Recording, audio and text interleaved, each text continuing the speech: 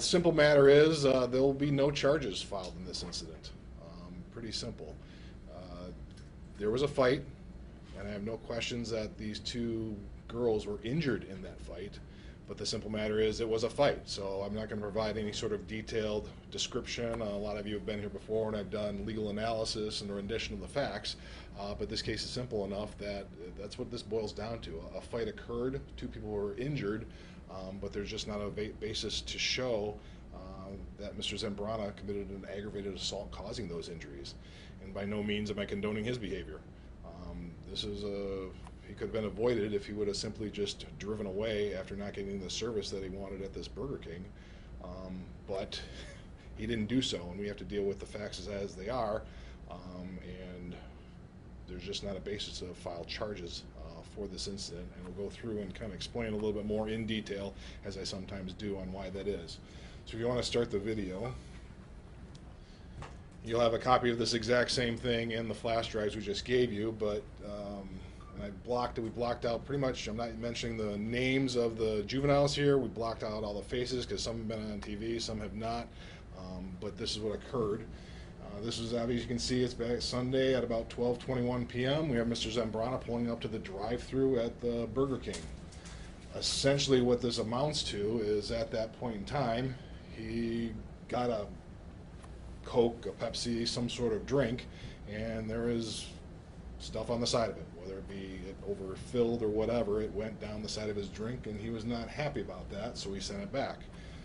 You will see that there was apparently some sort of dispute, and some of the workers in the police report kind of backed it up. You can see that he was somewhat aggressive at that point in time in terms of kind of shoving it back, not exactly happy with what occurred, but he wanted a new cup or wanted something else done. And so you'll see here is the manager, she gets some napkins, she wipes it down. I'm going to let that play out a little bit before I get too far ahead. It takes a little bit, but that's what occurs. She takes the drink and then pushes it back out to him.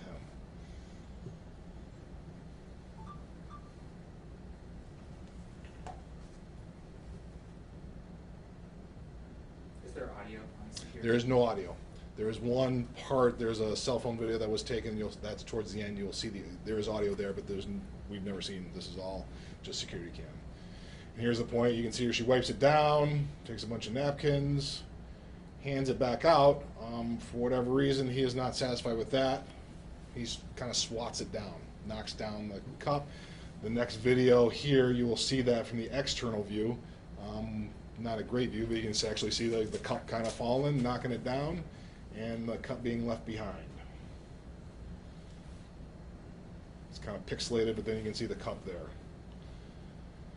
So what he does is he, instead of driving away, decides to go back into the Burger King and confront these the ladies for the lack of service because he didn't get the drink. You can see him here.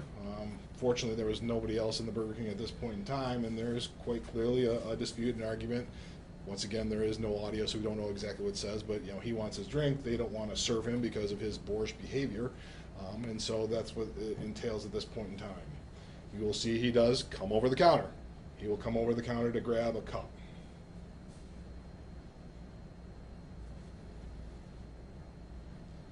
What he does, and this is off camera, is now he's off camera and he goes to the fill-up machines, and the fill-up machines are there, and he's, instead of getting a drink, he's getting the drinks and then proceeds to dump it on the floor as he's at the drink. The witnesses say that. You can kind of see their reaction to him doing this, and there's quite clearly an argument. They're going back and forth, and you will see him come.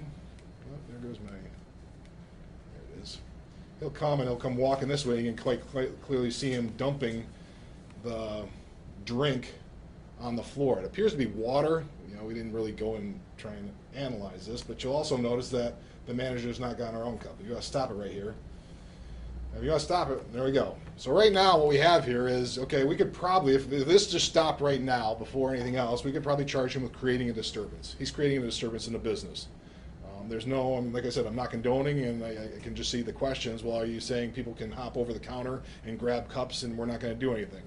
No, that's not the case.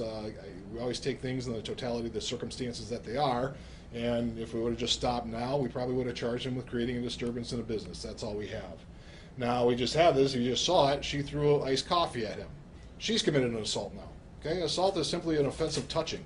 That's all an assault and battery is. It's an offensive touching, whether it be, very often we see something like spitting on somebody. That doesn't cause any injury. It doesn't have to cause potential injury. She's throwing an iced coffee at him.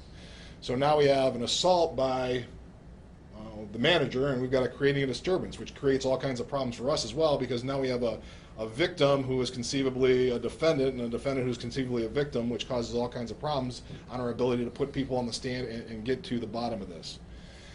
All right, if you want to continue on now. Once again, there's perhaps another assault, throwing the cup at him. He walks out here. We're football season, we got offsetting penalties, we play the down. But that's not what happens, unfortunately. He decides to come back. From the video you'll see a little bit later, he's apparently aware that he's gotten coffee on him. There's coffee on his shirt, and he's not happy about that. You can tell, and one of the things here, this young lady right here, this is, they're getting ready for something here. All right? You'll see this video come up. He's confronting them about getting the coffee thrown on him. You'll hear from the video, she admits, yes, I did throw that on you, but you did this because you dumped all the water and stuff over there. So he throws water, so now we have more assaults. If you want to stop it right there. So we have another assault. Him throwing the thing on her. We have another throwing of coffee on him. I mean, this is, you can kind of see, this is just, raveling out of control. And what do we have? We now have them pursuing them. If you want to rewind it a little bit. We now have her coming around the corner going after him. And we've heard, there's different versions that she's trying to lock the door. You'll see that that's not exactly what occurs here. She goes out after him, aggressively pursues him out the door. If you can run it there so you can get the full version of what happens here.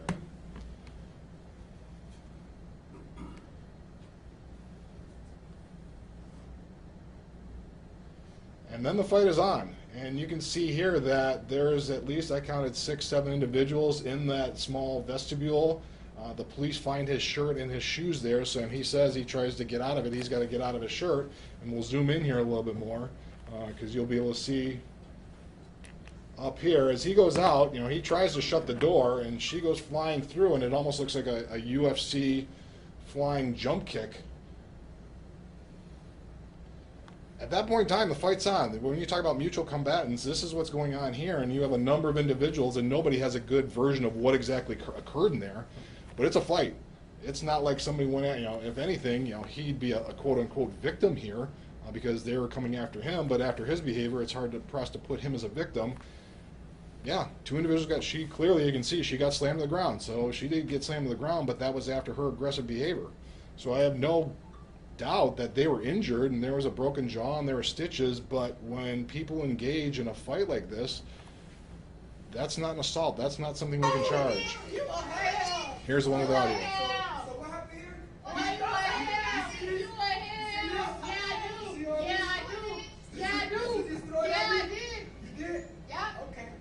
And did you just pour that all over there and all over there?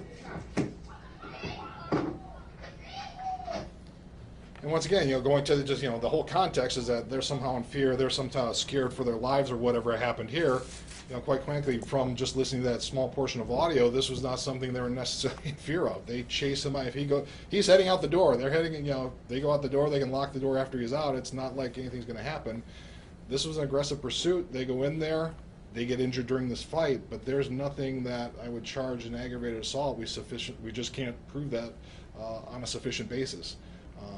We could charge a bunch of other misdemeanors as I've gone through, but you have the whole issue of defendants and victims across the aisle. This is a wash, and that's why we're not filing charges.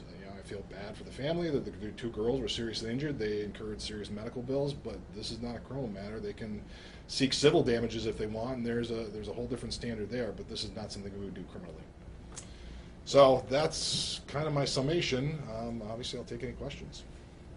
One of the employees told us that first door to the vestibule didn't lock, and so she was trying to get him out that second door so that she could get him out of the restaurant and lock the door. Do you guys know if that's the case, that first door? I think that is the case. I mean, it doesn't lock, but to say that she's trying to get him out there, I mean, that's I guess that's open for interpretation. When you got 3 other people, you open that up for. It didn't look like she was trying to get him out. Like I said, it looked like a flying jump kick. And from his perspective, they're just trying to simply push him out. Once again, she doesn't necessarily have a right to just go shove him out like that. The video seems to indicate otherwise. If anybody was the aggressor, it was that initial, female going through the vestibule doors. Did you make any considerations due to the fact that this individual was Mr. Zambrana is a grown man, far larger and presumably far stronger than his I mean, these are teenagers, right? Did you make any considerations? Sure. And if it's a one-on-one, I mean, you can conceivably exceed the force. All right. Where if it's a one-on-one, but all of a sudden, when you get, like I said, I think I counted 6 people in that thing where it's a melee. That negates any size differential. Even the biggest person can be overwhelmed by a number of smaller individuals. So, once again, depending on the facts and circumstances, this is the one-on-one thing, and he picked her up and slammed her, and maybe we have a different situation, but all of a sudden there's a bunch of people filing through that door going after him at the same time, and as I said, his shirt was off, his shoes were off, he left them at the scene, and he says, geez, I had to, they ripped it off me, I'm trying to get out of there. That's where you get into, can we prove it? And so nobody has a real good version, which is not surprising given the melee that occurs inside that vestibule, to be able to prove exactly what happened if somebody went too far or did too much. One-on-one's a whole different story, but that's not the case here. The police did initially say that it seemed the customer was the aggressor, so that was just not something that you agreed with. Well, like I said, going back to avoiding the incident in terms of doing all this, in terms of going in there and egging things on, I mean, maybe if you characterize that as the aggressor, I don't know when the police put that out. I think it was fairly early in the incident, so they're getting a version of what occurred from the witnesses. Obviously, taking with the witnesses, everybody's got different perspectives of what happened, and when you have an emotional thing, and at least 2 of them are seriously injured, so I think that may be the initial take. But once you get the video, I mean, there is video here, and it's tremendously beneficial, that video. You get a clear picture. And when did you get this video? Like, when did you begin reviewing it? What was it? Wednesday, Thursday? I mean, I just went, what's today? Friday, so it would have been Wednesday afternoon. I think I got the reports and everything from Wyoming, so I took, part of the afternoon and yesterday. Did Mr. Zambrana sustain any injuries? Not to my knowledge. And what is his first name? I don't recall. I want to say David, but I don't know off the top of my head. I wasn't paying it, I know Zambrana, so. The injuries, the girl had a broken jaw, the other one had Broken jaw, and then she had a pretty good laceration over her eye on her forehead that required 10 stitches, I believe.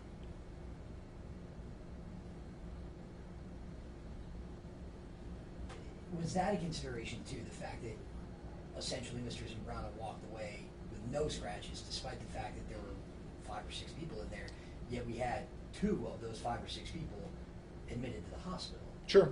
That doesn't seem like... Doesn't seem fair. No, I to some extent, yeah, it did. Does it seem fair to have him walk away with nothing? But I have to be able to show assault charges, and to say that he assaulted them when they're coming out at him, busting through the door like they were. That the law, what's fair and what the law is, doesn't always jive. I mean, I think sometimes we want to think that it always does, but in this case, yeah, I feel badly for the girls and the serious injuries, and like I said, it could have been avoided if he would have just left. But it's not my, okay, I'm going to charge because I think it's fair. We have to be able to prove beyond a reasonable doubt, and with that video, there's no way we can prove this beyond a reasonable doubt to sustain criminal charges. Civilly, that's a whole different story. He could be liable civilly because that's a different standard of proof and different, a whole different proceeding. But for criminal, it's just not there.